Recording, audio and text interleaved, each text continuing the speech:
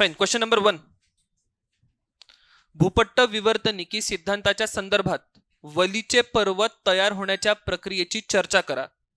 जगातील प्रमुख वली पर्वतांचे वितरण एका आराखडा नकाशावर दाखवा. ठीक आहे. ऑलरेडी पीवायक्यू आहे 2014चा.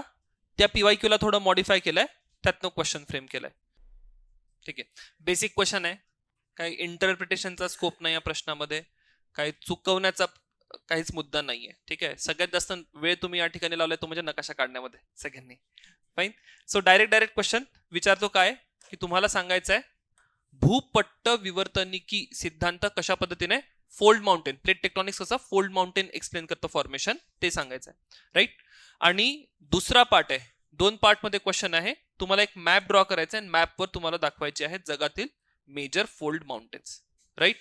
सो लोकस आणि फोकस डझंट रिअली मॅटर, पण लोकस सांगायचं झालं तर फोल्ड माउंटेन्स आणि फोकसमध्ये काय करायचं आहे, एक मेकॅनिझम सांगायचं आहे स्पेसिफिकली, आणि दुसरा पार्ट तुमचा या ठिकाणी असेल त्यांचा डिस्ट्रीब्युशन. क्लिअर. तर बॉडी क्लिअरली 2 पार्टमध्ये व्हिजिबल राहिली पाहिजे. ठीक आहे. तिथे ती चुकवू नका. त्यानंतर इंट्रोडक्शन जर द्यायचं आहे तर एक सिंपल बेसिक इंट्रोडक्शन तुम्ही देऊ शकता. हा, कोणते कोणते पर्वत निर्माण झाले हे तुम्ही इंट्रोडक्शन मध्ये सांगताय. प्रॉब्लेम काय याच्यासोबत? प्रॉब्लेम हा आहे की दुसऱ्या पार्टमध्ये बॉडीमध्ये तुम्हाला हेच सांगायचं आहे की जगामध्ये फोल्ड माउंटेन्स कोणकोणते. तर या ठिकाणी एक खूप बेसिक इंट्रोडक्शन तुम्ही देऊ शकता, ते म्हणजे की हे जे घडीचे पर्वत आहे ते एक्झॅक्टली काय. राईट. सिम्पली सांगा फोल्ड माउंटेन्स कसे किंवा कुठे निर्माण होत आहेत, काय जे काही प्रक्रिया आहे प्लेट टेक्टॉनिक्सची. मी एक इंट्रोडक्शन नोट्समध्ये पण दिलेलं आहे, इथे पण बघून घ्या, एकदा रीड करून घ्या. So fold mountains are the most prominent landforms on earth formed primarily due to what? Compressive forces. ठीक आहे. कीवर्ड मार्क करा आता इथून पुढे. जिओग्राफीच्या प्रत्येक आन्सर मध्ये जिओग्राफिकल कीवर्ड मॅटर करतील, त्या भाषेमध्ये किंवा त्या लँग्वेज मध्ये लिहिणं अपेक्षित आहे. सो कॉम्प्रेसिव्ह फोर्स मेन्शन झाले पाहिजे.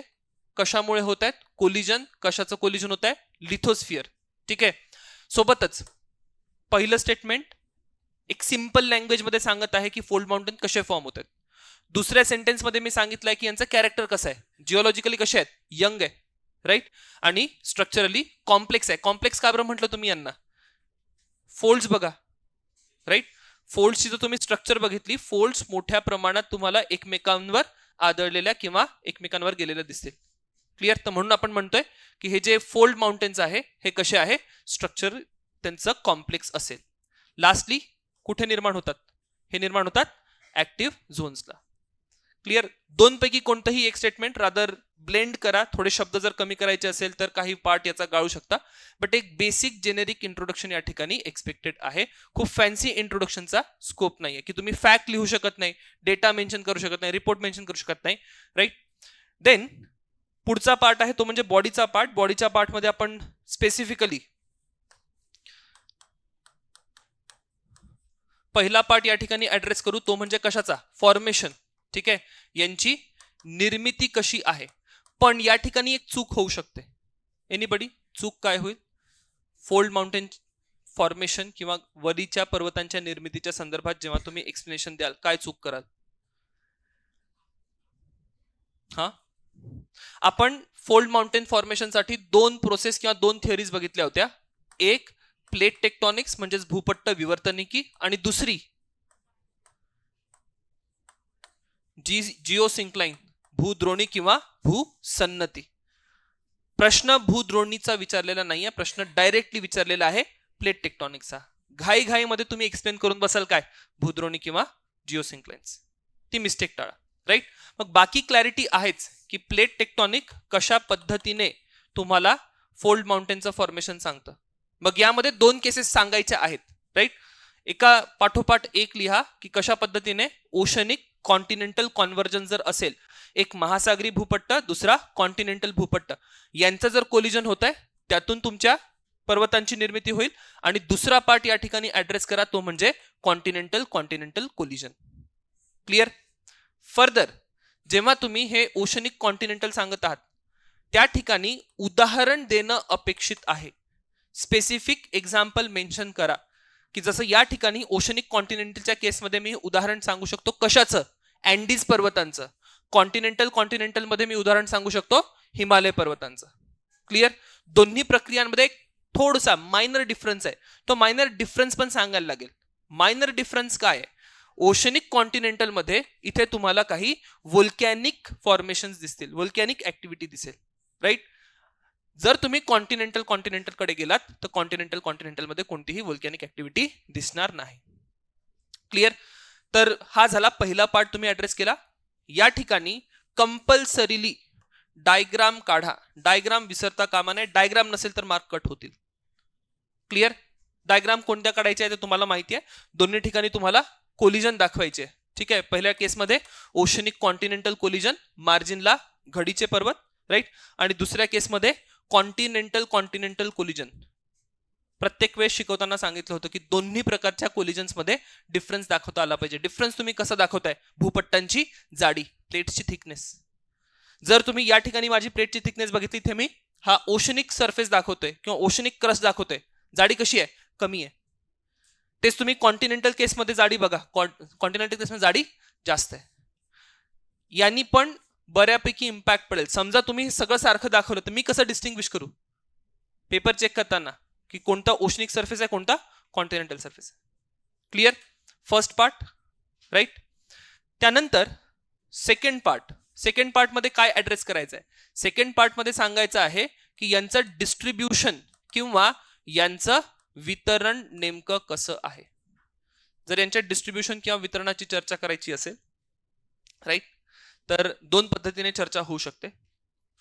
कोणत्या दोन पद्धतीने चर्चा होऊ शकते? एक, टेबल. जर तुम्ही नोट आन्सर्स बघितलेत तर आन्सर्स मध्ये एक टेबल दिलेलं आहे. राईट. डायरेक्ट टेबल आहे. पर्वत प्रणाली सांगितलेली आहे. ही पर्वत प्रणाली कुठे स्थित आहे आणि त्याची थोडक्यात प्रक्रिया सांगितली आहे. राईट. एवढं सांगू शकता. किंवा सिम्पली नकाशा घ्या आणि नकाशावर हे सर्वच्या सर्व पर्वत दाखवा. Clear everyone. नकाशा चुकता कामा नये. त्यातही चुका काय होऊ शकतात? एक पर्वत दुसऱ्या ठिकाणी जर दाखवलात तर तो नकाशा ग्राह्य धरला जाणार नाही. ठीक आहे.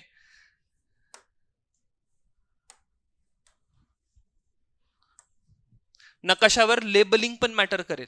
तुम्ही चूक काय करणार नकाशा काढताना? हे हिमालय, ठीक आहे, या ठिकाणी ॲटलास, इथे आल्प्स, इथे अँडीज, रॉकीज, हे तुम्हाला माहिती आहे. राईट. पण या ठिकाणी तुम्ही लेबलिंग करणं गरजेचं आहे की हे कोणते पर्वत आहेत? हिमालय आहे, हे आल्प्स आहेत, so on and so forth. Clear. Second part fulfil झालाय. सेकंड पार्ट मध्ये एक्सप्लेनेशन नाहीये काही.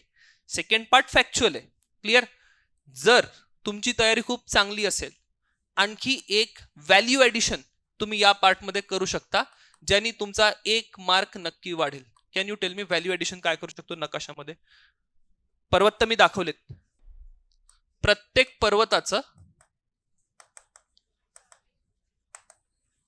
सर्वोच्च शिखर दाखवा. राईट. पीक, हिमालयनचं peak, Everest, Alps, Mont Blanc, Andes, Aconcagua, ठीक आहे, mount Mitchell, so on and so forth. Clear. So हा झाला second part. Now come to conclusion. आता ट्रिकी आहे कन्क्लुजन. काय लिहू शकता कन्क्लुजन मध्ये? एक सिंपल रूल नेहमी मी सांगतो. फिजिकल जिओग्राफीचा क्वेश्चन आहे, कुठे घेऊन जाऊ शकता? ह्युमन जिओग्राफी मध्ये. एक ऍडिशनल रूल घेऊन घ्या. आता फिजिकल जिओग्राफीचा क्वेश्चन आहे, ट्राय करा एन्व्हायरमेंट मध्ये जाता येतं का, डिझास्टर मॅनेजमेंट मध्ये जाता येतं का, किंवा इकॉनॉमी बद्दल काही बोलता येतं का. हे जे घडीचे पर्वत आहेत, फोल्ड माउंटेन्स आहेत. फोल्ड माउंटेन्स हे अत्यंत संवेदनशील परिसंस्था आहेत, सेन्सिटिव्ह इकोसिस्टम्स आहेत. बायोडायव्हर्सिटी खूप जास्त असते. एक शब्द आपण यांच्या संदर्भात वापरतो की हे जगामधले काय आहेत? हे जगामधले वॉटर टॉवर्स आहेत. हे सांगा की कशा पद्धतीने त्यांचा एन्व्हायरमेंटल इम्पॉर्टन्स आहे आणि इकॉलॉजिकल इम्पॉर्टन्स किंवा इकॉनॉमिक इम्पॉर्टन्स आहे. क्लिअर. वॉटर टॉवर आहे, बायोडायव्हर्सिटी आहे, आणि म्हणून यांचं संवर्धन, कॉन्झर्वेशन महत्वाचं आहे. तर तुमचा जो कन्क्लुजनचा पार्ट आहे फ्युचरिस्टिक आहे. राईट. तुम्ही काहीतरी पॉझिटिव्ह गोष्ट तिथे करायला सांगत आहात. ऍट द सेम टाइम तुम्ही ऍडिशनली त्यांचं इम्पॉर्टन्स पण सांगितलं. इम्पॉर्टन्स विचारलं होतं का? नव्हतं विचारलं.